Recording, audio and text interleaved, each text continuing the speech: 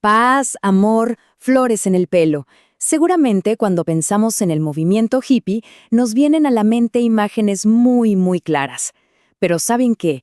Detrás de todos esos símbolos tan icónicos se esconde una historia mucho más profunda, una rebelión intelectual y espiritual que de verdad cambió la cultura occidental para siempre. Bueno, vamos a meternos de lleno en esto. La ropa colorida, la música psicodélica, todo eso es como la capa de arriba, ¿no? Lo que vemos a simple vista.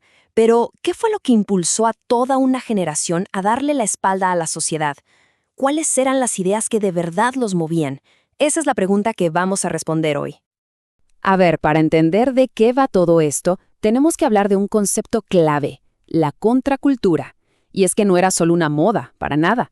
Era toda una propuesta de vida que desafiaba directamente los valores de su tiempo. Todo en nombre de la paz, el amor y una búsqueda, pero radical, de la libertad. Pero la pregunta es, ¿por qué surgió esta contracultura con tanta fuerza justo en ese momento? Para entenderlo, tenemos que echar un vistazo al mundo en el que vivían, que, la verdad, estaba lleno de contradicciones.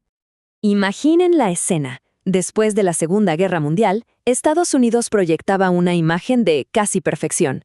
Era la época del famoso sueño americano, una economía que no paraba de crecer, la familia perfecta, el consumo como señal de éxito. Pero claro, bajo esa superficie de optimismo y conformidad, había una rigidez y una presión social que, para los más jóvenes, era asfixiante. Y ahí estaba la contradicción, una contradicción gigante.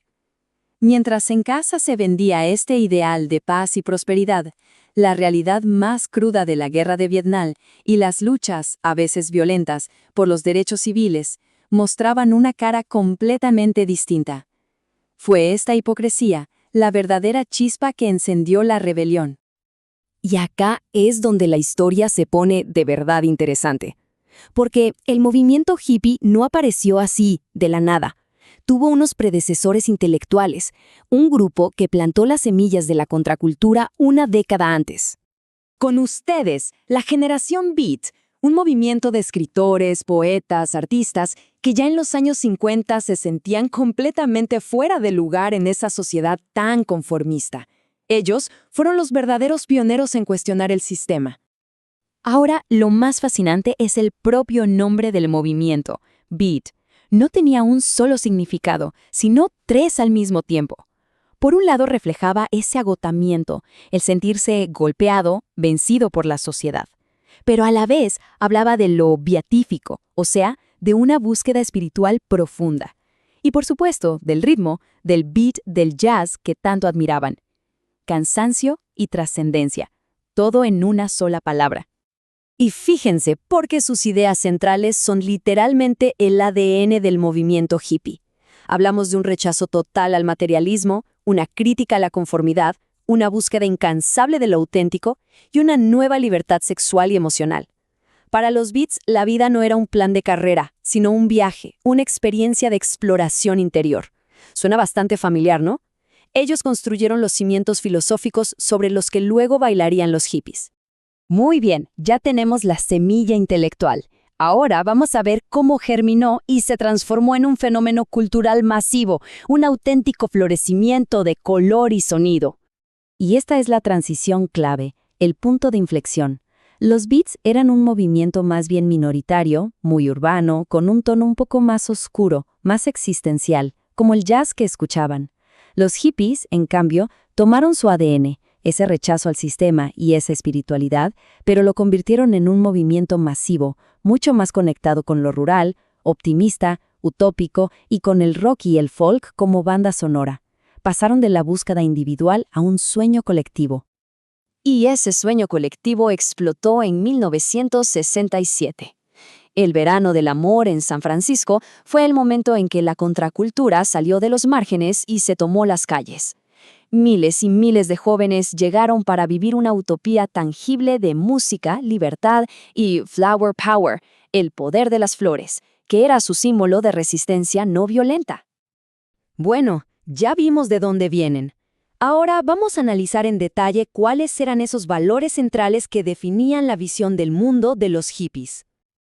Podemos resumir su filosofía en 4 ideas principales, como si fueran los pétalos de una flor. Primero, la paz y la no violencia, en oposición directa a la guerra. Segundo, el amor libre, que rompía con todas las reglas tradicionales. Tercero, la vida en comunidad, en conexión con la naturaleza.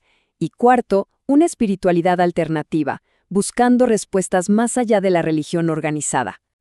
Y acá viene un punto que es central para entenderlos.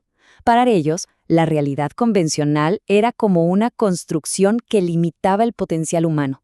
Había que romperla para encontrar la autenticidad. Y para lograr esta expansión de la conciencia, usaron 2 herramientas principales. Por un lado, las drogas psicodélicas como el LSD, que veían como una vía para la introspección profunda.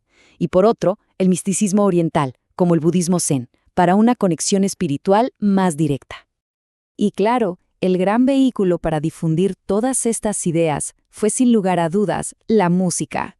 Artistas como Jimi Hendrix, Janis Joplin, The Beatles, ellos no solo crearon la banda sonora de la época, es que sus letras, su sonido, su estilo de vida encarnaban la filosofía del movimiento.